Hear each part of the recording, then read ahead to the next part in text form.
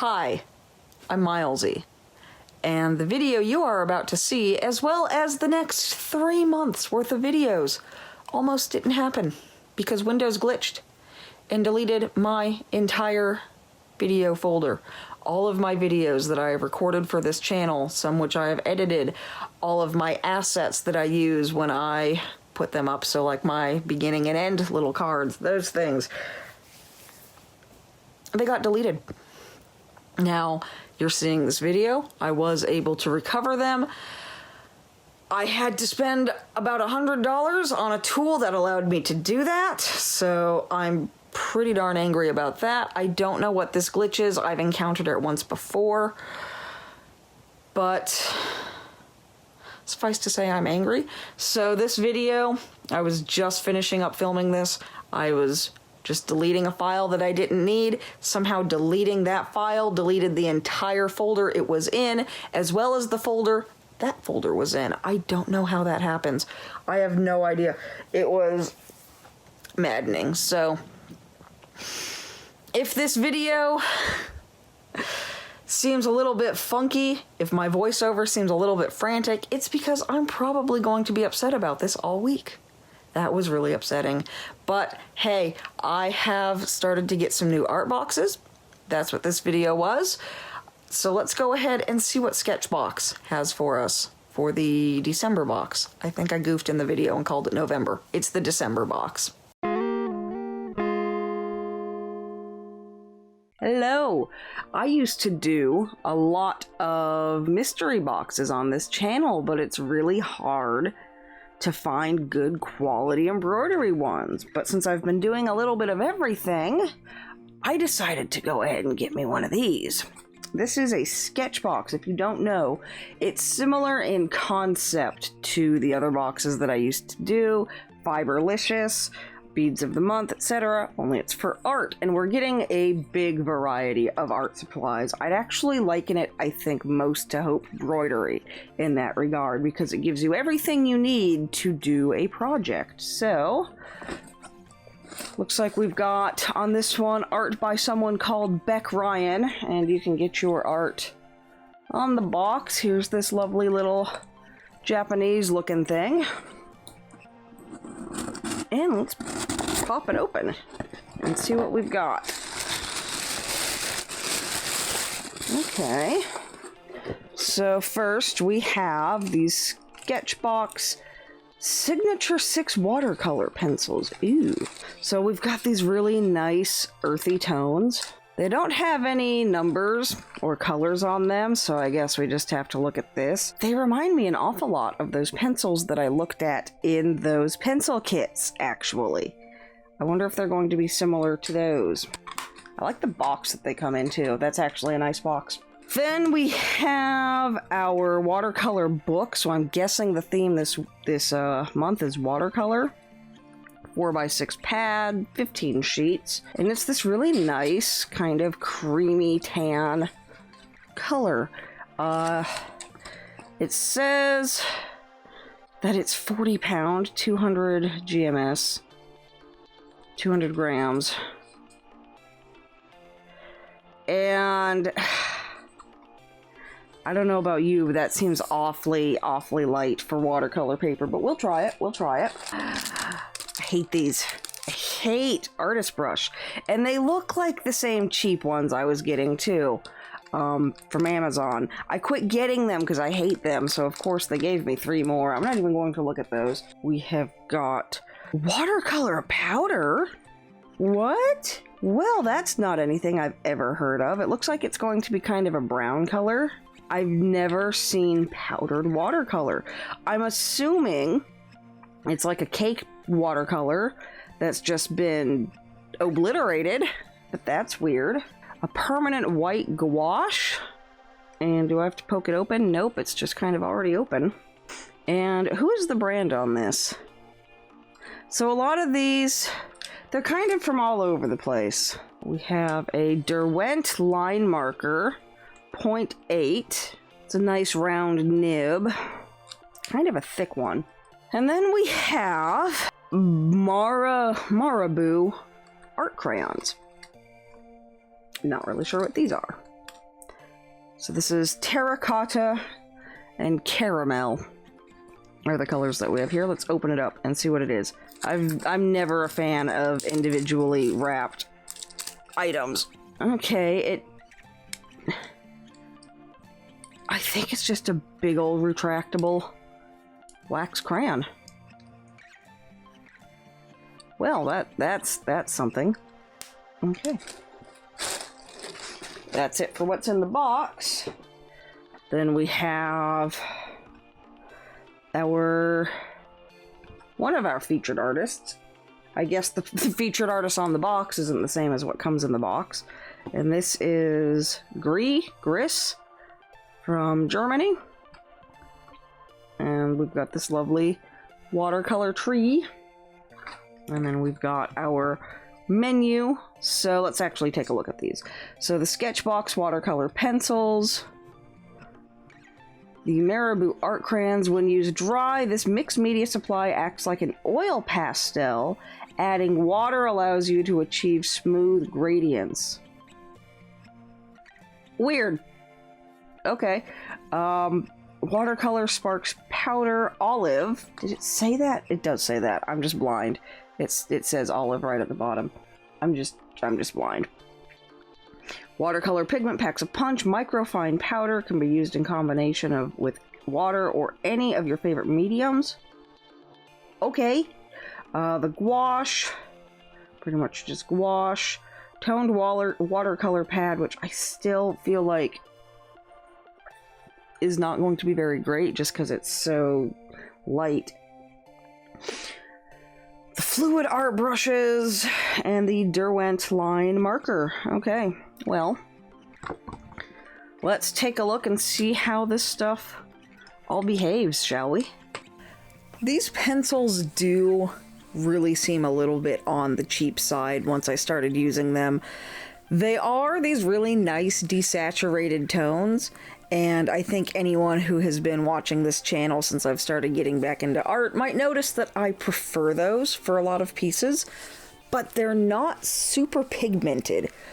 Also, we get blue, gray, green, yellow, brown, and orange, so there's no primary colors, which is really weird, and it doesn't give you a whole lot of room to go from what you've already got.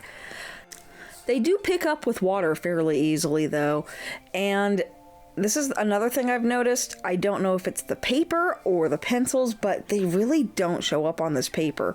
Also, this paper is garbage, and I'm really glad I decided not to use it. Even this little bit of testing that I did on it, it was already starting to kind of warp and bend. The gouache is white gouache. Nothing really super special about it. You can use it as it is, or thin it out with water and extend it that way, but it doesn't seem very different from the other stuff that I have. And these things, these crayon things, they are way soft. I thought they were more like pastels, but they're too soft to even be that. They do pick up with water pretty easily, though, and I can see what it's going for with this smooth gradient. And I do really like them for that, but I had a lot of problems with them later on. And then this watercolor pigment that came with it. It comes out of the tube almost bright red.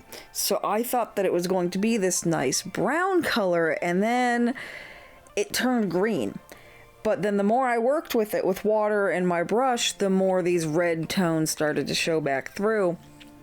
And seeing those two crayon colors up above and the way that the green kind of behaved, I instantly got an idea for what I wanted to do. So I went into this. Probably should have thumbnailed it out a little bit better, but we'll talk about that later. But this powder stuff was super weird, and I can't wait to use it again. The Fineliner is a pretty basic Fineliner. The ink is nice and dark and pigmented. I tried to test it immediately and it just smeared everywhere. I did leave it again for a while and it was much less likely to smear, so it seems pretty decent. But when I tried to put this all together into art, that was an entirely different story. Yeah, these are exactly the same stupid cheap ones I'd been getting with other sets. So I started out with a very specific image in mind that I wanted to try to do with this, and I think the first one that I tried, this first one, could have been really good, but it just was problem after problem. This was probably the most frustrated I've been with art in a long time, and part of that comes down to these things right here. So I didn't want that kind of really harsh line, and the menu thing gave me the impression that it would blend and kind of mix together a lot more easily than it did. Really what it seems like it does is the water allows it to fill in the gaps in the paper, because it really didn't blend as smoothly as I wanted it to, and I wound up with this really harsh line in the middle of the page that I couldn't get rid of. So I figured, well, I know what the problem is, I'll try again. And this time I decided instead to go a little bit more light with the pastels and sketch instead with them, but that just seemed to work even less than it did before. I also thought that maybe it would be easier if I used my masking fluid, which I'm not very good at remembering that I have. And I think part of that is because I'm just too impatient to use it properly. I don't know. I had a lot of problems trying to use the masking fluid as well. This whole thing was just a disaster. So I put down the masking fluid and I let that dry. And then I decided to use those crayons again, and I put that down on the page. And this time I had the exact opposite problem, because the thing that I wanted, I really wanted those bold colors. I didn't want it to seem sketchy or kind of, I don't know, not really all there. And then I kept trying to put it down on top of what was already there, and I had, again, it just wouldn't blend no matter what I did. It just did not blend. I tried to encourage it with a paper towel, and all that did was just kind of scrape it up. And I just couldn't figure out what I was doing. And then I noticed that it was making my water really frothy and gross. Like, I didn't understand what that was all about. And you can really see it here, how it's just turning white. So I gave up on this one, and around this time I noticed that it doesn't really dry very well anyway. So I tried maybe adding the colored pencils. That didn't work. So I gave up, decided to try again for a third time, and thought maybe, I don't know, I'd try just tacking it down on the corners, do a whole edge to edge piece. I usually like having the edges of the paper showing, I don't know, but figured I'll try it again. I really liked the first time I did it with the hard, just completely saturated paper. So I put that in there and just really crammed it in there. Tried to make it to where the only place the pigment had to go was to blend into one another, so that there was no holes left in the paper. So I did that, made sure that everything was dry, and this time it did kind of almost blend how I wanted it to. It still wound up very stripy. And I think this was the best one that I wound up coming up with. And then, I don't know what it did, I let it sit there for a while, and it turned my masking fluid to foam. So when I tried to pull up my masking fluid after it had sat down for a while, the masking fluid wouldn't come up. Then I also noticed that the pigment on the page just didn't dry. It did finally after like a few hours of sitting around in my room, but on the whole, it just didn't really dry at all. It was still really waxy, and you could scrape it off and it would come off on my fingers. So I decided that instead of having that really bold sky, I'll just go for the watercolor pencils, because I was going to originally use the pencils on the foreground. I wanted the sky to be really bold, but that really wasn't going to happen at all. So the pencils were unfortunately really underpigmented. I couldn't get them much darker than they were, so I decided I was going to use this powder stuff for these mountains, and I wanted to try to have them darker on top and then fading into lighter on the bottom. And then the more I worked the foreground, the more kind of red it would become. But there was just a little bit of moisture left where I had put the pencils, and this stuff, this weird powder stuff, wicked like crazy, and I couldn't do anything to stop it from doing that. It was almost like the more I tried to fix it, the worse it got. But I love this. I really want to find more uses for this. I love the way it changes color. I love how you can get all of these different tones with it. So I think this might actually be one that I want to revisit at some other point. Like, I might try to do the sky with acrylics to get those bold colors, and then come back with that Sparks powder, I think that's what it's called, and do the same thing here again. I wanted to do more with the gouache, but because I wasn't able to put the pencils where I wanted them to go, it just kind of wound up not working. So I used the Fineliner to add some grass elements in the foreground, and originally I was going to do the rest with the Fineliner as well. I almost wanted to outline the mountains, and I'm really glad I didn't. But I realized that doing the trees that I wanted to put in with the Fineliner wasn't going to work. It was going to take way too long. So I did grab one of my brush pens and decided to use this one instead. And I think the trees ultimately are what wound up really saving it. I wish I had a bigger brush pen. This was the medium one. I would love one that was just a little bit huge, but I don't know where to get one. I don't know where to look for one, and I think they'd be really nice for pieces like this. But I really wasn't sure really how I was going to like this until about this stage, with the trees kind of hiding most of the issue that I had around the mountains, and just kind of becoming more of a focal point than the fact that the mountains were spreading all over the place and not really staying where I put them.